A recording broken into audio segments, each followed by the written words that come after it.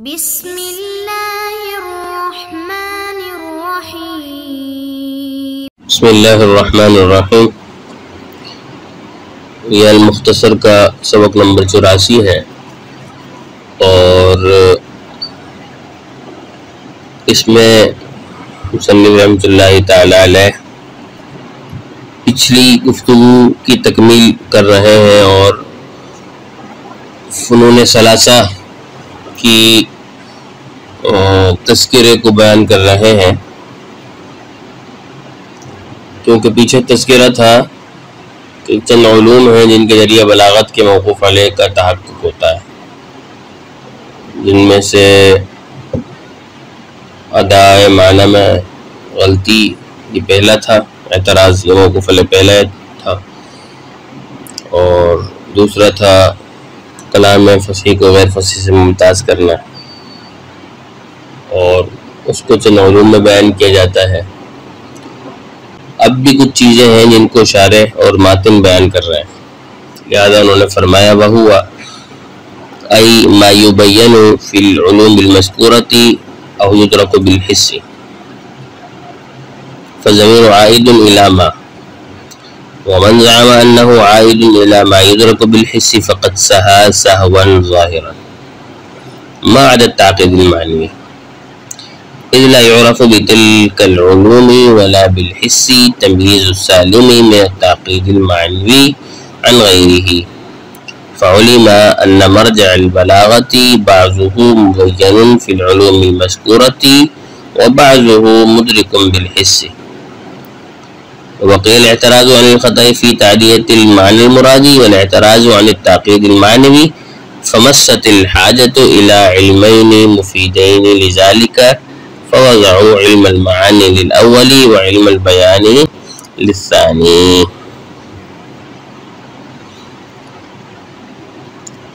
یہاں سے مصنف رحمۃ اللہ تعالی علیہ علم بلاغت کے موقوف علیہ کی متعلق چیزوں کا تذکرہ کر رہے ہیں، فرماتے ہیں وَهُوَ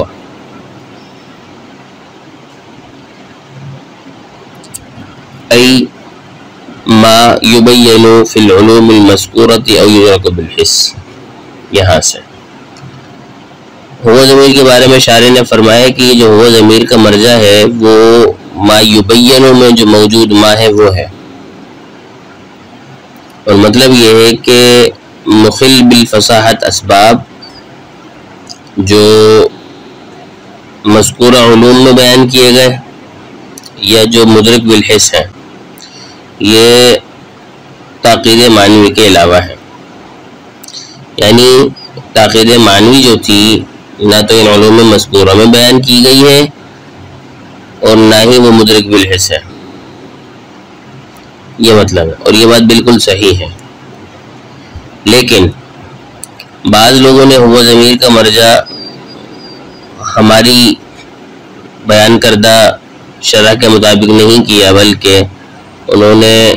اس کا مرجع ما یدرک بالحس کی طرف راجع کیا ہے۔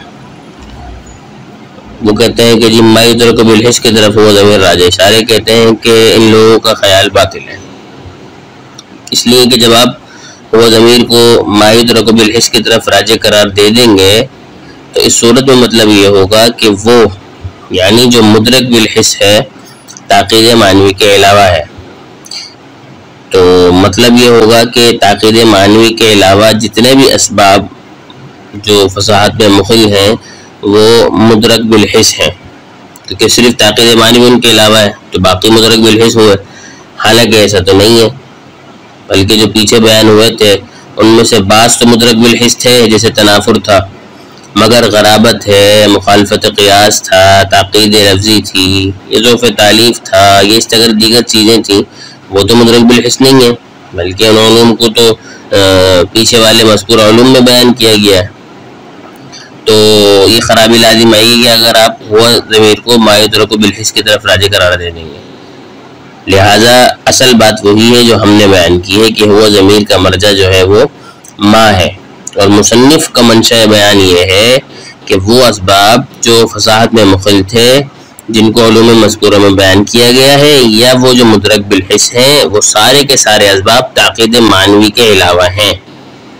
یعنی تاقید معنوی ان میں سے کسی بھی میں بیان نہیں ہوئی، وہ سب تاقید معنوی کے علاوہ ہیں. کیوں؟ کیونکہ کلام کے تاقید معنوی سے محفوظ ہونے یا غیر محفوظ ہونے کے جو درمیان تمیز ہے، اور ان اصول کا جاننا ہے جن کے ذریعے یہ تمیز معلوم ہوتی ہے، نہ تو وہ علوم مذکورہ میں بیان کی گئی ہیں اور نہ ہی وہ مدرک بالحس ہے، اور نہ ہی ذوق سلیم سے معلوم ہوتی ہے. تو خلاصہ یہ ہے کہ بلاغت کا جو دوسرا موقف علیہ تھا، یعنی فصیح کو غیر فصیح سے ممتاز کرنا، تو اس کی جو بعض صورتیں تھیں وہ علوم مذکورہ میں بیان کی جاتی ہیں، جیسے غرابت ہے، مخالفت ہے، ذوف تعلیف ہے، اور بعض مدرک بالحس تھیں جیسے تنافر تھا، چاہے وہ حروف کا ہو تنافر حروف یا کلمات کا ہو تنافر کلمات. وہ بعض تو علوم میں بیان کی جاتی ہیں اور بعض مدرک بالحس ہیں، لیکن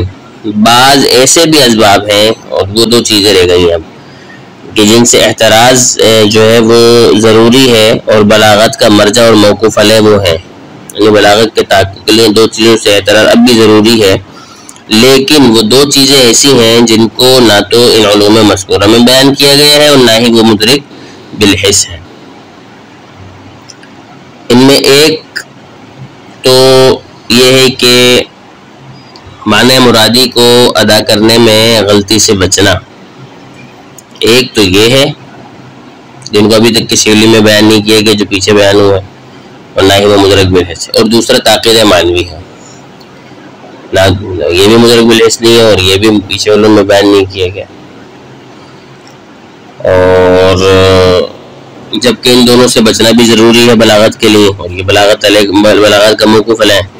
اور ان دونوں کو علوم مذکورہ میں بیان نہیں کیا گیا اور نہ ہی یہ مدرک بالحس ہے. تو اب اس صورت میں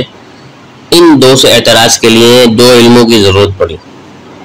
جو ان دونوں کے لیے کارآمد ہو، نفع مند ہو، مفید ثابت ہو، اور ان دو علموں کے ذریعے ان باتوں سے بھی اعتراض کیا جا سکے. لہذا اب ضرورت پڑی اس بات کی کہ ان دونوں سے بچا کیسے جائے، دو علموں کی ضرورت پڑی. لہذا علماء بلاغت نے اول کے لیے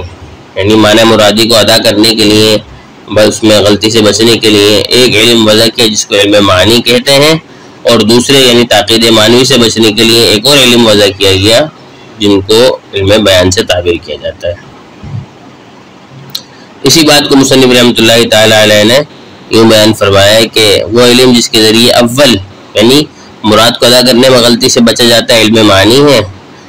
اور جس کے ذریعے تاقید معنوی سے بچا جاتا ہے وہ علم بیان ہے.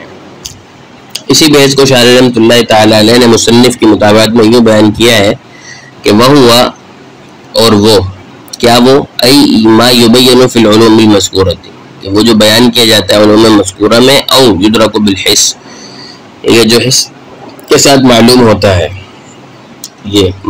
فالضمیر عائد الی ما، تو یہ جو ہوا ضمیر ہے یہ ما کی طرف راجع ہے. ومن زعم، اور جس نے یہ سمجھا کہ انہ عائد الی ما یدرک بالحس، کہ یہ ما یدرک بالحس کی طرف راجع ہے، فقط سہا سہوا ظاہرا، تو اس نے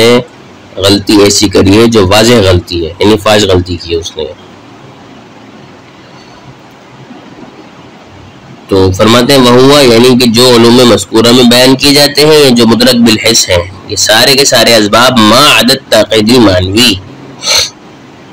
تاقید معنوی کے علاوہ ہے. تاقید معنوی ان میں داخل نہیں ہے، وہ ان کے علاوہ ہے. اذ لا یعرف، کیونکہ نہیں پہچانا جاتا ان علوم کے ذریعے جو پیچھے بیان ہوا، ولا بالحس، اور نہ ہی حس کے ذریعے ذوق کے ذریعے، تمییز السالم، الفاظ کا محفوظ ہونا، من التعقید المعنوی، تعقید معنوی سے، اور عن غیرہ، اس کے غیر سے. یعنی جو تعقید معنوی سے محفوظ ہے اس کا جدا ہونا اس سے جو تعقید معنوی سے محفوظ نہیں ہے، یہ اس کی تمیز نہیں ہوتی، نہ تو ان علوم کے ذریعے ہوتی ہے نہ ہی اس کے ذریعے ہوتی ہے. فعلم، تو اب معلوم ہو گیا کہ ان مرجع البلاغتی، تو بلاغت کا جو موقوف علیہ تھا، یعنی دو چیزیں تھیں نا، ایک تھا علم معنی مرادی کو ادا کرنے میں غلطی سے بچنا، اور دوسرا کلام فصیح کو غیر فصیح سے جدا کرنا. تو یہ دو چیزیں موقوف علیہ تھیں. تو اسی تقریر سے معلوم ہو گیا کہ مرجع بلاغت بعض تو مبین فی العلوم المذکورہ ہوئے، یعنی علوم مذکورہ میں بیان کر دیے گئے بعض، اور بعض مدرک بالحس ہوئے. لیکن اب بھی بقی الاحتراز عن الخطأ فی تأدیۃ المعنی المراد، اب بھی فرماتے ہیں کہ باقی رہ گیا ہے معنی مرادی کے ادا کرنے میں غلطی سے بچنا، یہ باقی رہ گیا ہے. اس کو کیسے سمجھیں گے، اس سے کیسے بچیں گے، اس علوم کا بھی بیان نہیں ہوا. والاحتراز، اور اسی طرح احتراز باقی رہ گیا ہے ابھی تاقید معنوی سے. ان دو چیزوں سے احتراز تو باقی رہ گیا، تو یہ دو چیزیں تو پیچھے والے علوم میں بیان نہیں کی گئی ہیں، کیسے بچیں گے؟ حالانکہ یہ دونوں بھی بلاغت کے تحقق کے لیے ضروری ہیں کہ ان سے بچا جائے. تو فرماتے ہیں جب یہ دونوں اعتراض باقی ہیں، ابھی یہ دونوں چیزیں باقی ہیں اور پیچھے علوم میں یہ بیان نہیں کیا گیا، نہ ہی یہ مدرک بالحس ہیں، تو فرماتے ہیں فمست الحاجت، اب حاجت پیش آئی الی علمین، ایسے دو علموں کے وضع کرنے کی طرف، مفیدین لذالک، جو ان کے لیے مفید ہوں، یعنی ان دونوں کے اعتراض کے لیے مفید ہوں،